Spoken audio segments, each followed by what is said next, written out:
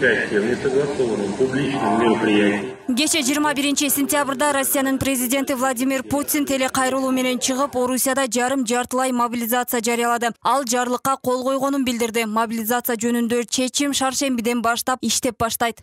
Призыву на военную службу будут подлежать только... Аскерди кызматка азыркы убакта запаста турган жарандар гана чакырылат. Биринчи кезекте куралдуу күчтөрдүн катарында кызмат өтөгөндөр. Айрым бир аскердик адистиги жана тийиштүү тажрыйбасы барлар.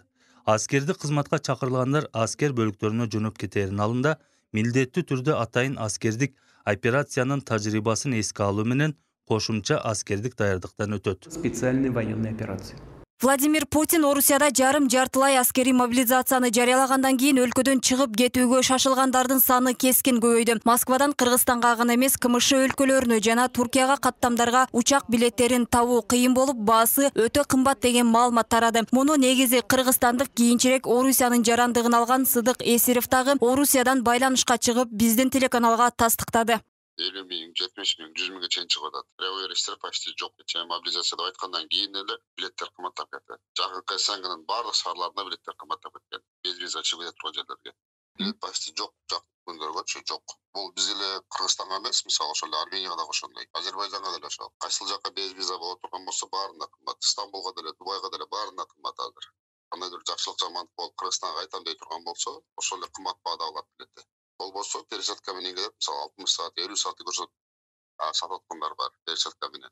Бул мыйзамдар Орусияда иштеп жаткан кыргызстандык мигранттарга жана орус жарандыгын алган кыргызстандыктарга кыйынчылык жаратууда. Себеп дегенде Кыргызстандын бардык жарандары армияга мобилизациянын негизинде чакырылабы же Орусиянын жарандыгын алгандар гана чакырылабы деген суроо азыркы учурда көпчүлүктү түйшөлтүүдө. Ошол жактагы мигранттар Россия жарандыгын алган эмес, бирок ошол жакта иш аракет кылып жүргөн болсо, аларга теориялык негизде айта алабыз, эч кандай терс таасири жок.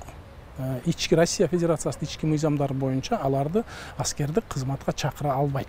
Ошондуктан мен айтат элем, биздин Россиядагы атуулдарыбыз миграцияда, ошол баягы эмгек миграциясында жүргөн атуулдарга айтат элем, анын эч кандай бизге терс таасири жок. Ошондуктан дүрбөлөңгө түшүүнүн зарылдыгы деле жок. Орусиянын мамлекеттик думасы кабыл алган мыйзамдарга байланыштуу Кыргызстандын Москвадагы элчилиги ал жактагы кыргыз жарандарына 21 сентябрда кайрылуу таратты. Элчилик Орусияда жашап иштеп жүргөн кыргызстандыктар чет мамлекеттердин аймагындагы согуштук аракеттерге жана куралдуу кагылышууларга катышса кылмыш жаза жоопкерчилигине тартыла тургандыгын эскертти. Кыргызстандын тышкы иштер министрлигинин 2021 жылдын аягына карата расмий эсептөөсү боюнча Россияда 1 миллион кыргыз жараны бар.